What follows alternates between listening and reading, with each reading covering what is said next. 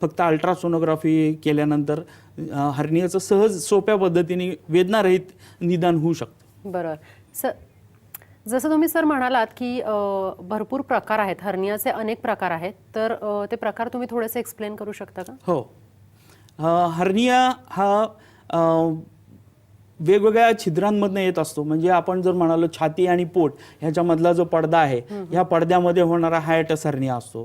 त्याच्यानंतर बेंबी आणि छातीचा भाग ह्याच्या मधल्या भागात पोटावर जो हर्निया होतो त्याला एपिगॅस्ट्रिक हर्निया असं म्हणतात. त्याचबरोबर बेंबीच्या ठिकाणी बऱ्याचदा फुगवटा येतो, त्याला जो हर्निया असतो तो अंबिलिकल हर्निया किंवा बेंबीचा हर्निया असं म्हणतो. त्याचबरोबर खालच्या भागामध्ये जांघेमध्ये जो हर्निया होतो तो सगळ्यात जास्त कॉमन आपल्या भारतात आढळतो, तो इंग्वायनल हर्निया असं त्याला म्हणतात. त्याच्याच थोडंसं खाली, जांघेच्या खाली आणि मांडी जिथे सुरू होते त्या ठिकाणी एक हर्निया असतो, त्याला फिमोरल हर्निया असं म्हणतात.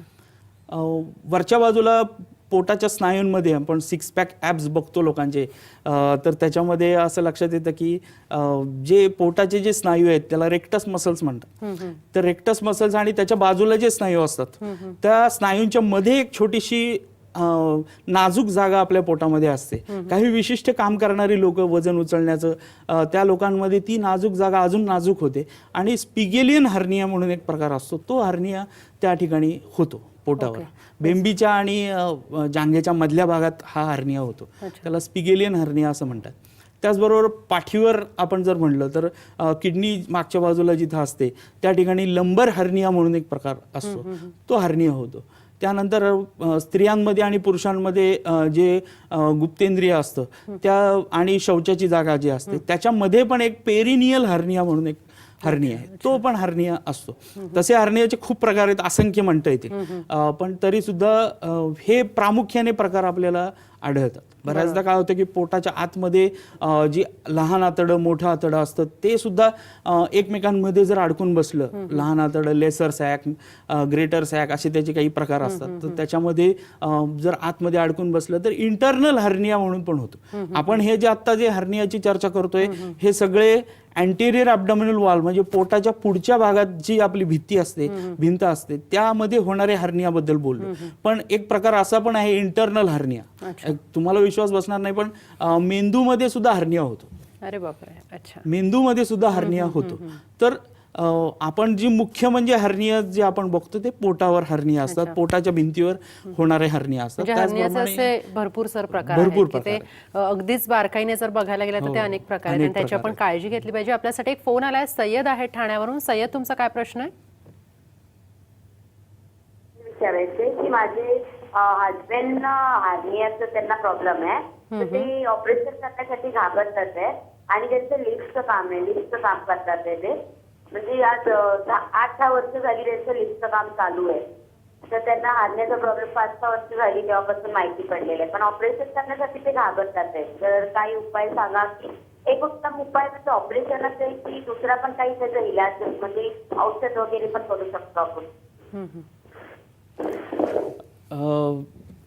हा तुम्ही जो प्रश्न विचारलेला आहे हा आत्तापर्यंत गेल्या 11 वर्षात मला प्रत्येक पेशंटने विचारलेला आहे की हर्निया आहे आणि ऑपरेशन हे करायलाच पाहिजे का. हर्निया आहे तर इतके वर्ष, अमुक वर्ष मी सहन करतोय हर्निया, तर ह्याचं ऑपरेशन करायलाच पाहिजे का. ह्याला काही औषध, गोळ्या, काही चूर्ण, मलम, लेप, गंडे, दोरे, अंगारे, दुपारे असं काही करून करता येईल का. तर ह्याला उत्तर नाही असंच आहे. हर्नियाला ऑपरेशन हा एकच पर्याय आहे. आणि मुख्य म्हणजे आता सध्याच्या काळामध्ये इतकी सुंदर आणि सोपी सुटसुटीत हर्निया सर्जरी झालेली आहे की पूर्वी 7-7 दिवस रुग्णाला ॲडमिट राहायला लागायचं हॉस्पिटलमध्ये हर्नियाचं ऑपरेशन झाल्यावर. आज इतकं लेटेस्ट डेव्हलपमेंट आहे की तुम्ही सकाळी ऑपरेशन केलं की 8 तासात चालत स्वतःच्या घरी जाऊ शकता. ॲनास्थेशिया म्हणजे ऑपरेशनसाठी जी भूल दिली जाते ती भूल दिल्याचं टेक्निक इतकं सुपिरियर आहे, इतकं सुधारलेलं आहे की त्यामुळं तुम्हाला कुठल्याही प्रकारचा त्रास न होता, भीती न वाटता, मुख्य म्हणजे पेन न होता, वेदना न होता हे ऑपरेशन करता येतं. मुख्य म्हणजे आता जी लोकल ॲनेस्थेशिया म्हणजे तेवढ्यापुरती जागेवर भूल देऊन ऑपरेशन करायची सोय आता अवेलेबल झालेली आहे. ह्यामुळं कुठल्याही प्रकारचं रुग्णाला पेन होत नाही. म्हणजे जी प्रत्येक रुग्णाच्या मनात भीती असते की मला दुखेल, मला त्रास होईल, मला हे सहन होणार नाही, असं आता काहीही राहिलेलं नाहीये.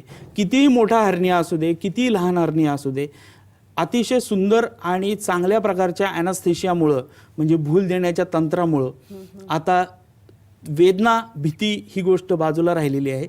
काहीही मनात न भीता तुम्ही हे ऑपरेशन करून घ्या. योग्य त्या ठिकाणी जाऊन केलं की तुम्हाला कुठल्याही प्रकारचा त्रास होणार नाही. डे केअर सर्जरी झालेली आहे आता. म्हणजे काय की सकाळी रुग्ण येतो, ऑपरेशन करतो, ऑपरेशन टेबलवरनं स्वतः उठून चालत वॉर्डमध्ये जातो. अजून काय पाहिजे? इतकं सुंदर टेक्निक झालेलं आहे आणि त्यामुळे रुग्ण सहज त्याच्या कामाला लागू शकतो. असे त्याचे बरेच फायदे आहेत, म्हणजे मी ते आता एक्सप्लेन करीनच. बरोबर सर, मला इथे तुम्हाला हे विचारावं असं वाटतं की जसं आता आपल्याला जो फोन आलेला होता आणि त्या म्हणाल्या की त्यांचे जे मिस्टर आहेत ते खूप घाबरत आहेत हर्नियाचं ऑपरेशन करायला, असं अनेक रुग्णांमध्ये किंवा असे अनेक पेशंट्स तुमच्याकडे येत असेल तर तुम्हाला पाहायला मिळतं. मग ह्याचे दुष्परिणाम काय होतात की आता हर्निया झाला हे तर कळलेलं आहे, पण मानसिकताच झालेली नसते की मला ऑपरेशन करायचं आहे. मग ऑपरेशन न करणं किंवा ते जास्त त्याचा विलंब होणं याचे दुष्परिणाम काय होऊ शकतात? हर्निया टाळणं हे अतिशय धोकादायक आहे असंच मी म्हणेन. कारण जर हर्निया तुम्हाला आहे असं लक्षात आलं आणि तुम्ही टाळत राहिलात, एक तर रुग्ण माझ्याकडे आला होता, 19 वर्ष झाली अंगावर हर्निया घेऊन फिरत होता. त्याचं ऑपरेशन आमच्याकडे झालं आणि ते ऑपरेशन झाल्यानंतर त्याला कुठलेच रेस्ट्रिक्शन्स राहिले नाहीत. त्याच्या चालण्या बोलण्यावर, वागण्यावर, खाण्यापिण्यावर, झोपण्यावर, चालण्यावर, पळण्यावर, व्यायामावर कुठलेही रेस्ट्रिक्शन राहिले नाहीत. तो मला म्हणला की इतकं जर सोपं असेल तर मी काय 18-19 वर्ष हा हर्निया अंगावर घेऊन चाललो ह्याचंच मला कळत नाही. म्हणजे लोक 5 वर्ष, 10 वर्ष, 20 वर्ष हर्निया घेऊन फिरतात. ती भीती आता निघून जाईल असं झालेलं आहे. पण ही गोष्ट अशी आहे की दुष्परिणाम जर आपण विचार केला तर ह्याच्यामध्ये 2 महत्त्वाचे दुष्परिणाम होऊ शकतात. एक तर ऑब्स्ट्रक्शन आणि दुसरं म्हणजे गँग्रीन, स्ट्रँग्युलेशन. ऑब्स्ट्रक्शन म्हणजे काय की जे लहान आतडं किंवा मोठ्या आतड्याचा भाग जर हर्नियामध्ये असेल आणि तो हर्निया जर त्या ठिकाणी अडकला तर काय होतं की त्याच्यातनं अन्नाचं जे नीट मुवमेंट व्हायला पाहिजे ते पुढं होत नाही आणि अशामुळे अचानक इमर्जन्सीमध्ये रुग्णाला उलट्या होणं किंवा शौचास बंद होणं, संडास बंद होणं, उलट्या होणं, चक्कर येणं असे त्रास होऊ शकतात ऑब्स्ट्रक्शनमुळं. दुसरा प्रकार आहे की स्ट्रँग्युलेशन. म्हणजे काय होतं की हर्नियाचं जे आतड्याचं लूप जे असतं ते हर्नियामध्ये जर अडकलं तर त्या लूपच्या भागाचा रक्तपुरवठा हा बंद होतो आणि ते जे लूप हर्नियाच्या रिंगच्या पलीकडे आहे ते डेड होतं म्हणजे सडतं. त्याला गँग्रीन होणं असं म्हणतात. असं जर झालं तर त्याच्यामुळे खूपच प्रॉब्लेम्स तयार होतात. जसे की संडास बंद होणं, उलटी होणं, ताप येणं, चक्कर येणं आणि रक्तदाब कमी होणं असे बरेच त्रास त्याच्यातनं होतं. मग हे झाल्यानंतर रुग्णाला दिवस नाही रात्र नाही कधी रात्री अपरात्री उठून इमर्जन्सी सर्जरी करायला जावं लागतं. आणि ही सर्जरी मेजर असते. जर स्ट्रँग्युलेशन असेल, जर ऑब्स्ट्रक्शन असेल तर ही जी सर्जरी आहे ही अतिशय मेजर सर्जरी आहे. जर तुम्ही काही नसताना म्हणजे त्रास काही नाही, तुम्हाला आज हर्निया आहे माहिती आहे आणि तुम्ही जर ऑपरेशन करून घेतलं तर मायनर सर्जरी, अतिशय छोटी सर्जरी. पण तुम्ही दुष्परिणामांची वाट बघत बसलात आणि दुष्परिणाम होऊ दिलेत. म्हणजे जण ऑब्स्ट्रक्शन होऊ दिलं, स्ट्रँग्युलेशन होऊ दिलं, जर आतडं त्या ठिकाणी गँग्रीन होऊन सडलं तर मेजर सर्जरी होते आणि ह्याच्यामध्ये बऱ्याचदा आतडं हे कापून काढावं लागतं. इतकी मेजर ह्याच्यामध्ये कदाचित लॉस ऑफ लाईफ आपण जे म्हणतो ते सुद्धा मॉर्टॅलिटी ही जी आहे ते पण होऊ शकतं. म्हणून नेहमी आम्ही लोकांना सांगत असतो की ह्याच्यामध्ये पॉलिसी अशी आहे की ऑलवेज तुम्हाला जर लक्षात आलं तर विदाऊट डिले तुम्ही योग्य त्या माणसाकडनं, योग्य त्या सर्जनकडनं जाऊन त्याचं ऑपरेशन करून घ्या. त्याच्यात अजिबात वेळ घालवू नका, कारण हा तुमच्या पोटात ठेवलेला एक बॉम्ब आहे. तुम्हाला माहित नाही त्याची क्लिप कधी निघेल आणि तो बॉम्ब कधी फुटेल हे तुम्हाला माहित नाही. आणि ज्यावेळेस तो फुटेल त्यावेळेस तुमची धावपळ होईल, तुमच्या घरच्यांची धावपळ होईल आणि काही वेळेस जर मेजर प्रॉब्लेम असतील तर ते जीवावरही बेतू शकते. म्हणून आपण हा बॉम्ब वेळीच काढून टाकलेला बरा अशा मताचा मी आहे. बरोबर. म्हणजे ज्यांना हर्निया झालेला आहे जेव्हा तुम्हाला लक्षात येतं तेव्हा ताबडतोब तुम्ही शस्त्रक्रिया करणं खूप गरजेचं आहे. आता आपण इथे घेतो एक छोटासा ब्रेक. तुम्ही पाहत राहा साम संजीवनी.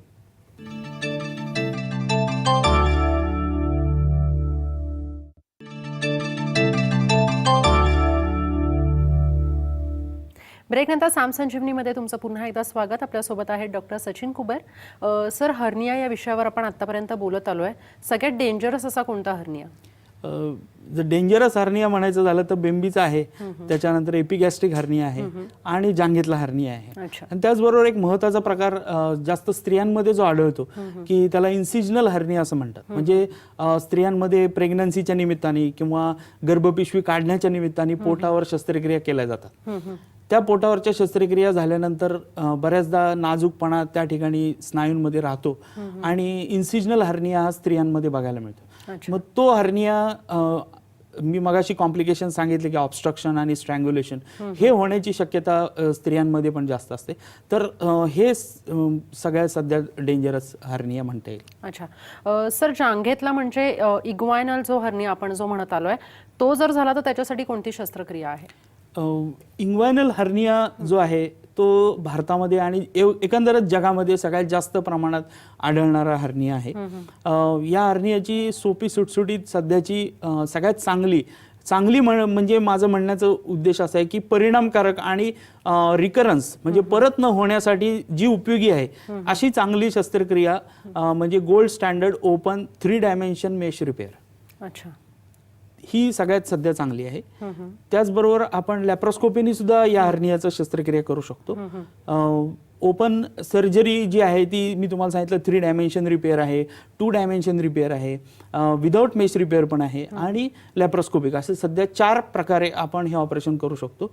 जर सगळ्यात परिणामकारक म्हणजे की परत न होणे, रुग्णाला ऑपरेशन नंतर वेदना न होणे, त्यानंतर कुठल्याही प्रकारच्या ऑपरेशन नंतरच्या हालचालीमध्ये रेस्ट्रिक्शन न येणे, काम करताना कुठलीही अडचण न जाणवणे, त्या ठिकाणी कुठलीही जाळी त्या ठिकाणी आहे हे न जाणवणे आणि कुठल्याही प्रकारचा बधीरपणा नसणे, असे ज्या गोष्टी आहेत ह्या जर विचारात आपण घेतल्या तर सध्या 3 डायमेन्शन रिपेअर ही सध्या सगळ्यात चांगली आणि परिणामकारक शस्त्रक्रिया इन्ग्वायनल हर्नियासाठी आहे असं मला म्हणता येईल. ओके, आपण या खरं तर जी शस्त्रक्रिया आहे आपण त्याच्यावर बोलणारच आहोत. आपल्यासाठी फोन आलेला आहे, निशा आहे.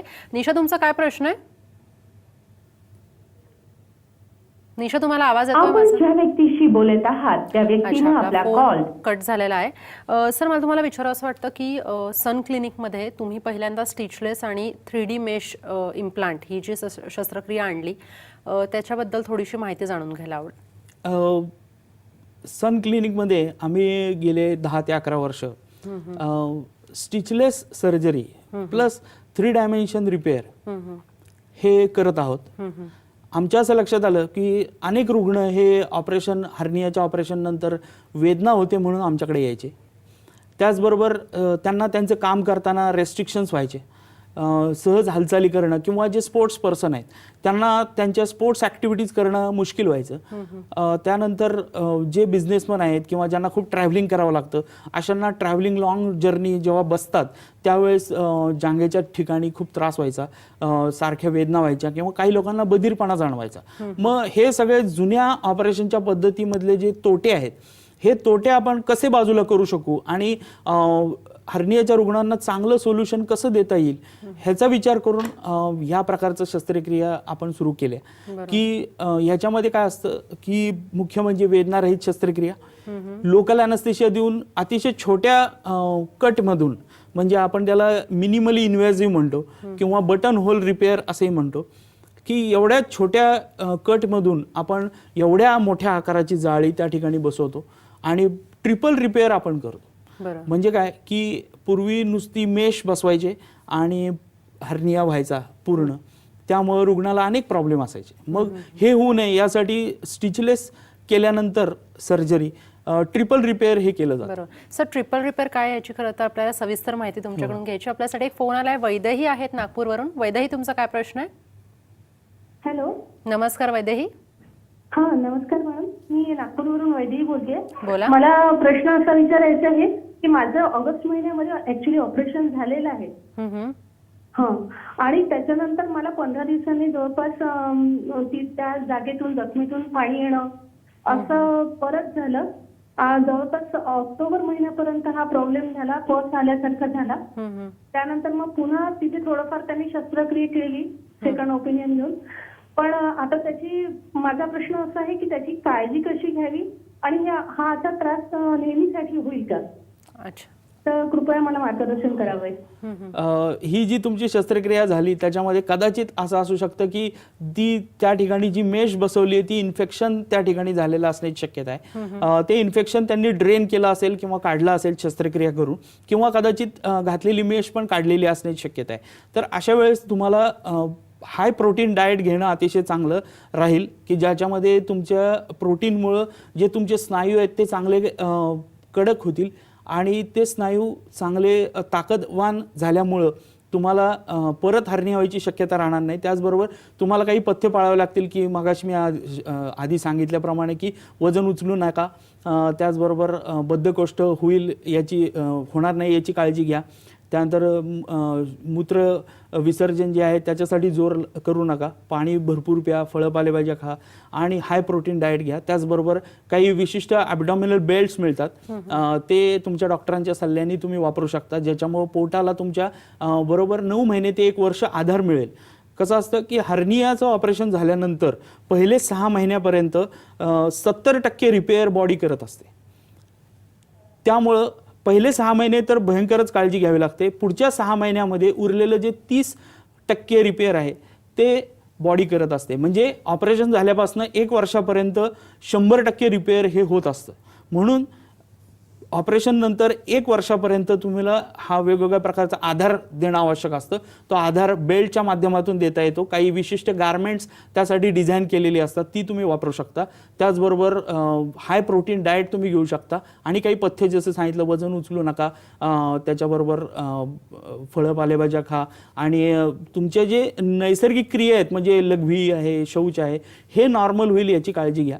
म्हणजे हा तुमचा त्रास जो आहे तो तुम्हाला परत 1 वर्षाच्या आत होणार नाही. कारण जे हर्नियाचं ऑपरेशन असतं त्याच्या पहिल्या वर्षामध्ये सगळ्यात जास्त रिकरन्सेस हे होत असतात. आपल्यासाठी अजून एक फोन आलेला आहे अहमदनगरवरून. तुमचा काय प्रश्न आहे? प्रश्न असा आहे, माझा मुलगा आहे 2 वर्षाचा. त्याचं आता 5 दिवसापूर्वी हर्नियाचं ऑपरेशन झालं.